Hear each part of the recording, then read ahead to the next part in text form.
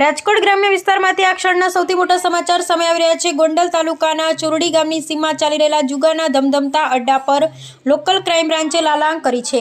એલસીબીની ટીમે દરોડો પાડીને કુલ 7 જુગારીઓને ઝડપી પાડ્યા છે। બાતમીના આધારે કરવામાં આવેલી મોટી કાર્યવાહીમાં પોલીસે ઘટના સ્થળે લાખો રૂપિયાનો મુદ્દામાલ જપ્ત કર્યો છે।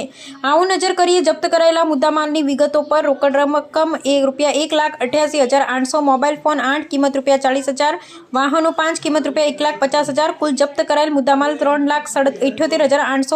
એલસીબીની આ કાર્યવાહીમાં ચોરડી, ગોમટા અને પાટીદળ વિસ્તારના જુગારીઓ રંગે હાથ ઝડપાયા। રાજકોટ ગ્રામ્ય એલસીબીની આ સફળ કામગીરી પીઆઈ જેવી Rao, PSI KM Chavda, PSI HC Gohil અને પીએસઆઈ આરવીની આગેવાની હેઠળ ટીમ દ્વારા કરવામાં આવી। હાલ તમામ 7 ઇસમો વિરુદ્ધ જુગારધારા હેઠળ ગુનો નોંધી આગળની કાયદેસરની કાર્યવાહી હાથ ધરવામાં આવી છે। અહેવાલ ફારૂક બિલખિયા, અમરેલી, વોર્ડ નંબર 4ના પોલિટેકનિક